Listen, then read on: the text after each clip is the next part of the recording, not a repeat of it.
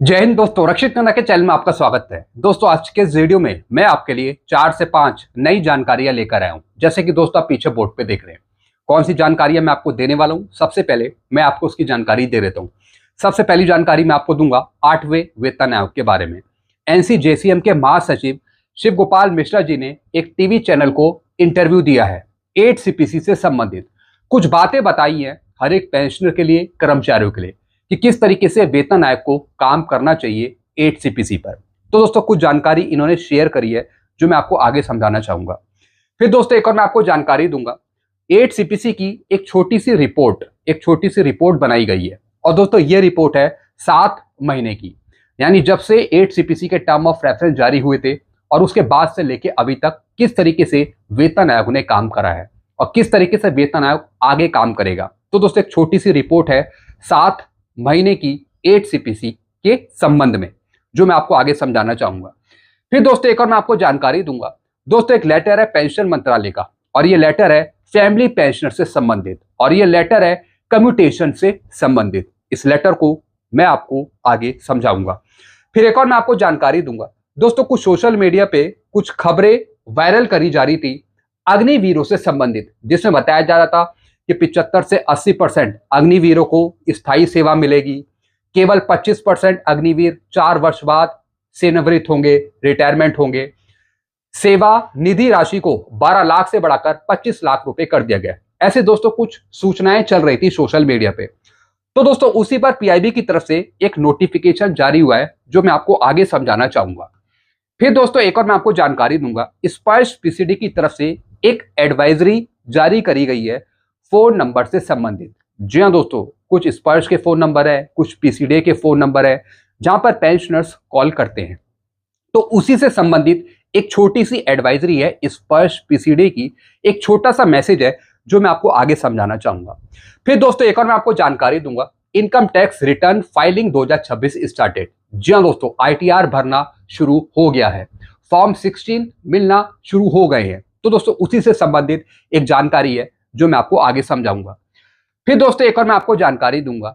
माननीय उच्च न्यायालय दिल्ली हाई कोर्ट का एक फैसला है रिकवरी रुकवाने के संबंध में। तो दोस्तों एक जजमेंट है जो मैं आपको आगे समझाऊंगा कि किस तरीके से आप अपनी रिकवरी रुकवा सकते हैं अगर पेंशन में से कोई रिकवरी हो रही है। तो इसके बारे में आगे बात करेंगे। फिर लास्ट इंफॉर्मेशन मैं आपको दूंगा। इमरजेंसी में नॉन पैनल्ड हॉस्पिटल में इलाज के दौरान खर्च हुए पैसे के क्लेम के लिए जरूरी कागजात किस तरीके से आपको देने हैं। जी हाँ दोस्तों, अगर आप नॉन पैनल हॉस्पिटल में इलाज करवाते हैं तो किस तरीके से आप दवाई का क्लेम कर सकते हैं, या फिर अगर आप कोई ऑपरेशन करवाते हैं तो किस तरीके से आप उसका पैसा ले सकते हैं, यानी मेडिकल रिम्बर्समेंट किस तरीके से आप ले सकते हैं, मेडिकल का क्लेम किस तरीके से आप प्राप्त कर सकते हैं, और उससे संबंधित आपको कौन से डॉक्यूमेंट लगाने हैं। तो दोस्तों एक एडवाइजरी है, कुछ रूल्स है जो मैं आपको आगे समझाऊंगा ईसीएचएस से संबंधित। तो दोस्तों बस यही कुछ जानकारी है जिन पर मैं बात करूंगा, इसलिए वीडियो को आप शुरू से लेकर आखिरी तक देखिएगा। जानकारियों में आगे बढ़ने से पहले एक छोटी सी अपील मैं आपसे करूंगा, और अपील है चैनल सब्सक्राइब की। देखने में आया पेंशनर्स वीडियो तो देख रहे हैं, लेकिन अभी तक उनमें से कुछ पेंशनर्स ने चैनल को सब्सक्राइब नहीं किया। ऐसे कितने पेंशनर्स हैं?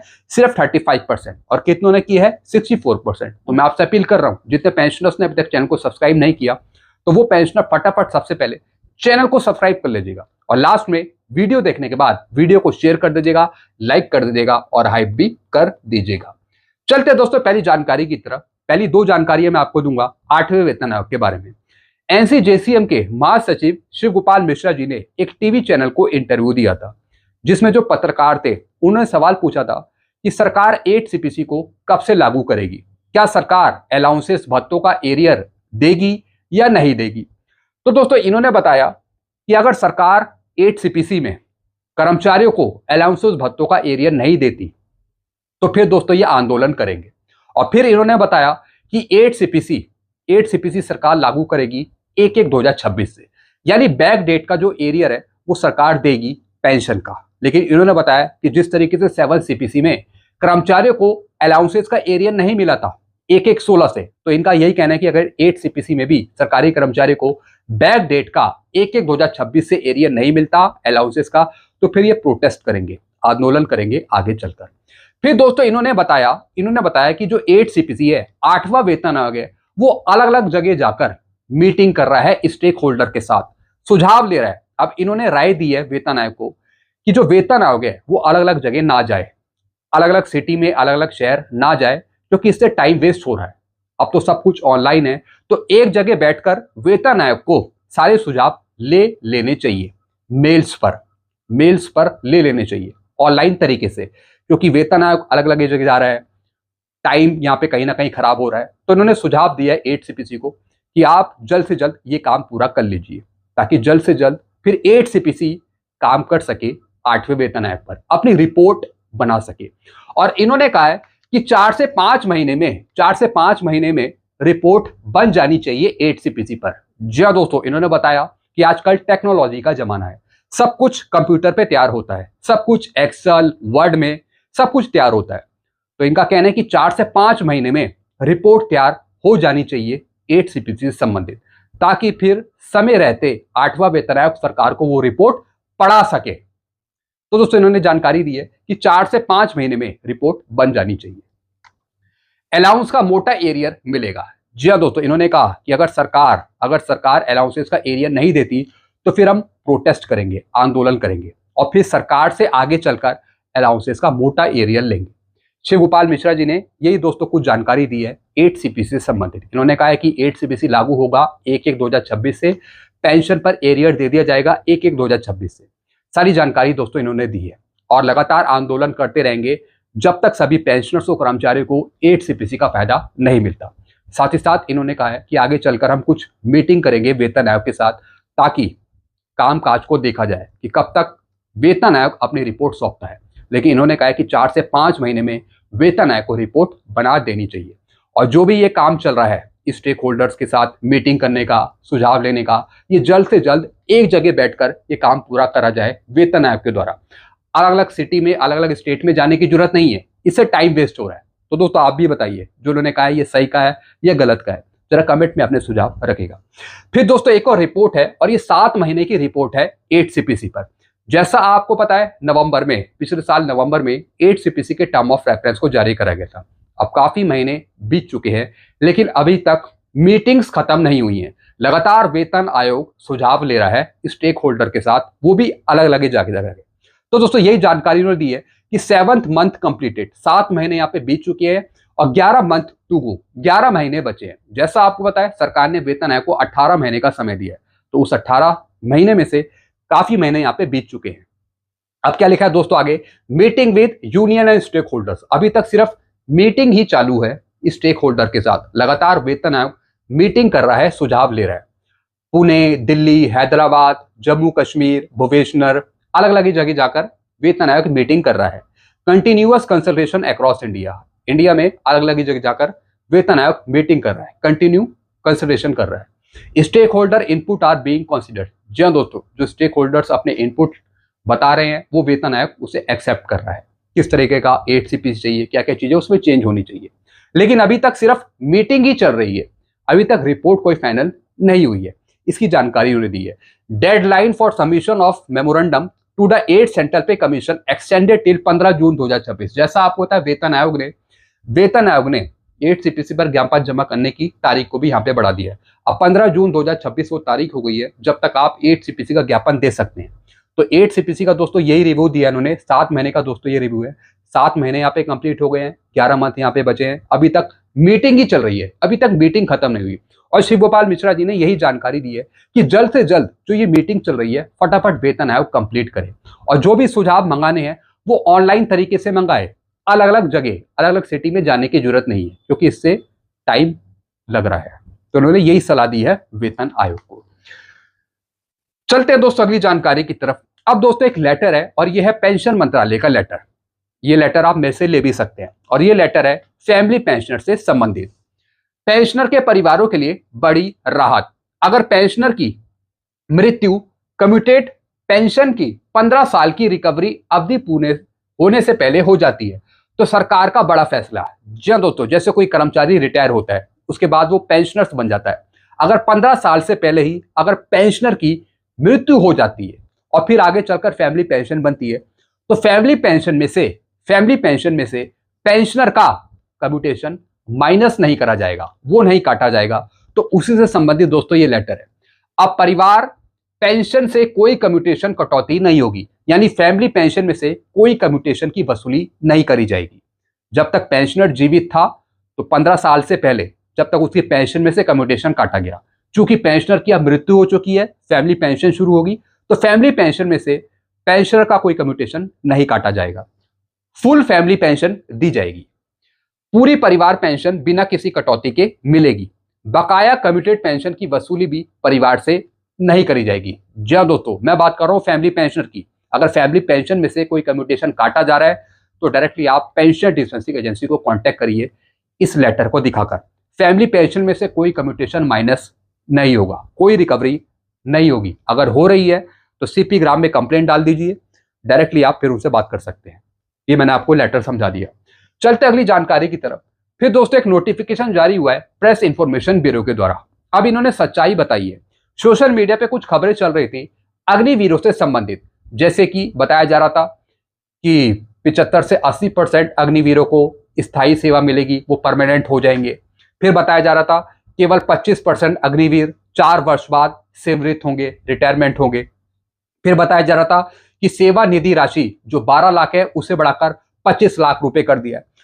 तो दोस्तों जो पीआईबी है उन्होंने सबको इंफॉर्मेशन दी है। अब क्या बताया इन्होंने, इस प्रकार की किसी भी सूचना पर विश्वास करने से पहले भारतीय सेना या फिर रक्षा मंत्रालय के आधिकारिक स्रोतों से सत्यापन अवश्य करें। जी हाँ दोस्तों, जो जानकारी दी जा रही थी सोशल मीडिया पे ये फेक जानकारी थी।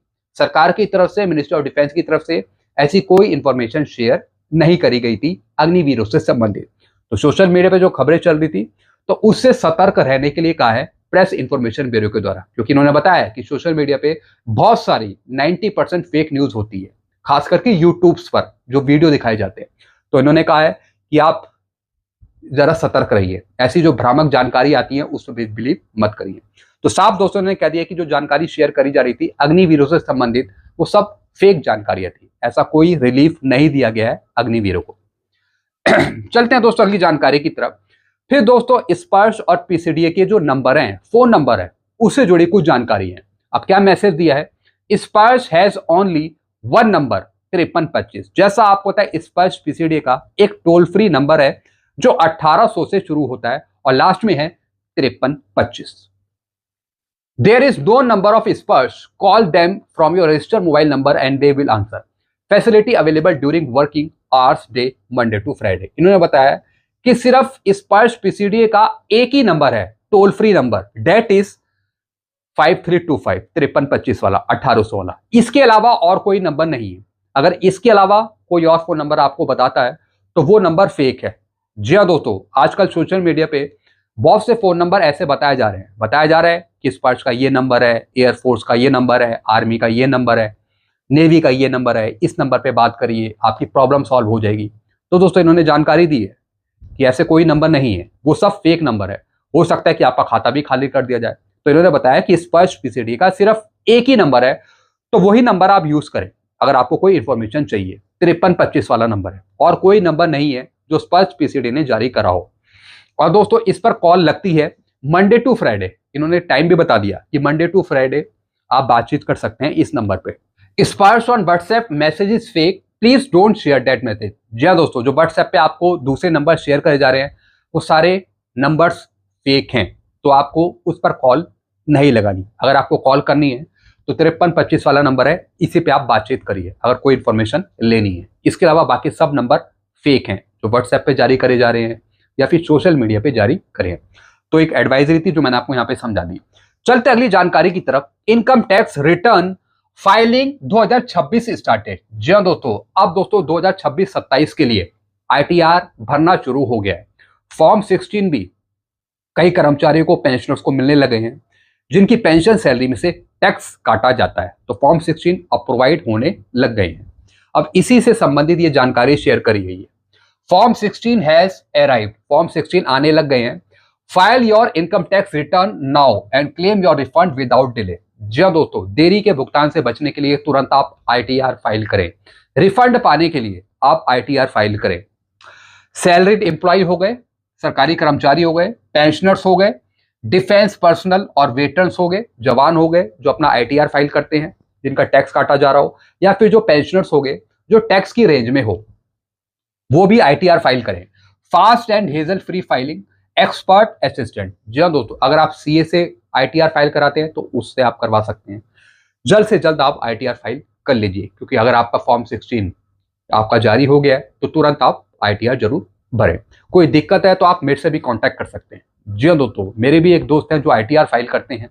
अगर आपको आईटीआर फाइल करनी है, आईटीआर भरनी है, तो आप मेरे से भी कांटेक्ट कर सकते हैं।